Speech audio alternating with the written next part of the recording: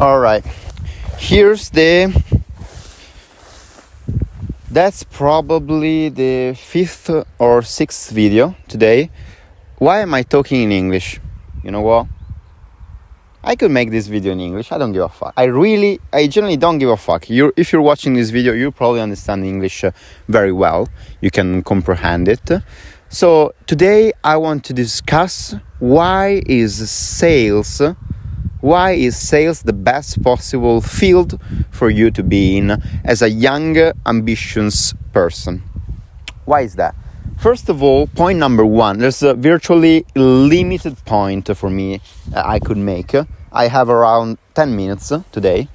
And the first one is if you're an ambitious young person, you want to get paid by commission. You don't want a fixed salary. You're probably sexually excited by the fact that you're directly responsible for what you get paid, how much money you get. That's really exciting for you, and this responsibility is key. And the best part of it is that in sales, skill has a compound effect, meaning the more you go, the more you can earn, because it's gonna be easier for you to sell. It's like a skill, and usually the skill, you can get better, but you don't get paid by how good you are, not directly. And that's the first point. The second point is really that we sell every fucking day. We sell every day, and you either sell or you get sold. There's no alternative. You either sell or you get sold. You sell or you buy. Meaning, if I'm doing a sales call and I'm trying to convince my prospect to buy, I want to talk him into buying what I'm selling, my service or product that I'm selling, I either make the sale and I sold, or I get sold. Because if he says, no, I don't think that's the best possible decision for me to make, he's selling me on his ideas. I'm getting sold. And we sell every day. You sell your family on your ideas, your people in your work. You're selling your friends on the restaurant that you want to go with them. And that's so true. We sell every day. Why is that I'm not mastering and putting all my effort into learning how to become the best salesman, and to communicate properly and effectively? That's the main point, man. And selling is not really convincing someone.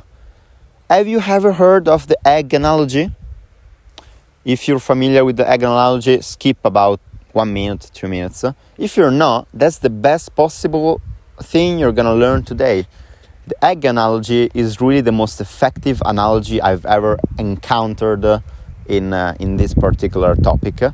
And it goes like this. There's 2 ways for an egg to break. The first one, the egg can break from the outside. So someone else is breaking the egg. And what happens? Well, you can eat the egg, of course. You can have scrambled eggs and whatever. But there's no life. There's nothing comes out of her. And the other way, which is the proper way of breaking it, the egg can break from the inside. And if the egg breaks from the inside, there's life. There's a chicken. A chicken is born. And you should look persuasion the same way. And the best possible thing that I can focus on and you can focus on is really, how am I convincing someone? How is the proper way? Well, the proper way is this one. You have to make the egg, you have to give the illusion of control. Meaning, I can do like the school system, right? I can make a statement and speak and say, communicate like I say things and you just learn, you just listen. I love church and mass. I really despise, I don't like the fact that in church, during the ceremony, nobody's allowed to ask questions. Have you ever heard of it? I have loads of questions to ask the priest, and I'm not allowed. Well, not direct, not as soon as I want, and that's a huge problem. Like, we should fix this thing. Anyway, the idea is you don't want to convince someone by just saying things like that's the best thing for you. You want to to ask them questions, and by asking questions, he will think he came to the conclusion by his own. I'll give you an example. I can say, and that's the wrong way to operate. I can say that's the best thing you can do. My product is the best one for you, and you can buy or not. You can believe me or not. Or I can ask you, so what are you trying to achieve? Well, I'm trying to achieve X. Where are you right now? Well, I'm here. Okay, all right. And what have you tried in the past to get to X? Well, I tried Epsilon. Great. How did it go? Well, not great. Actually, there was a Z problem. Great. So, what would you think is the best way to get X? Well, is to solve Z problem, right? Yeah, that's true. And what would you think? What do you think would be the best way to solve Z problem? Well, I should do blah blah blah blah blah blah. Great. And what should you do to solve this thing? Well, I should buy your product or service. Exactly. Let's roll. Let's make some money. Let's do it, right?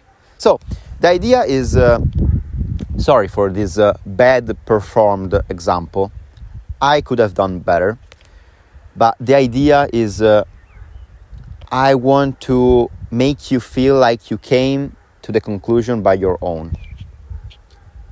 And this illusion is the illusion of control.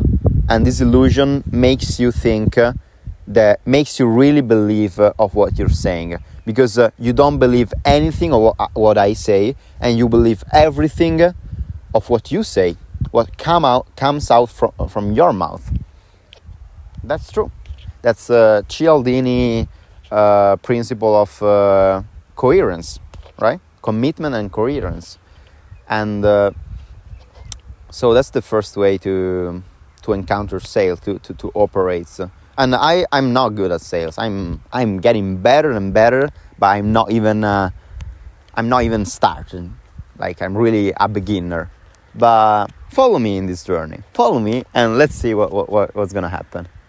Yeah.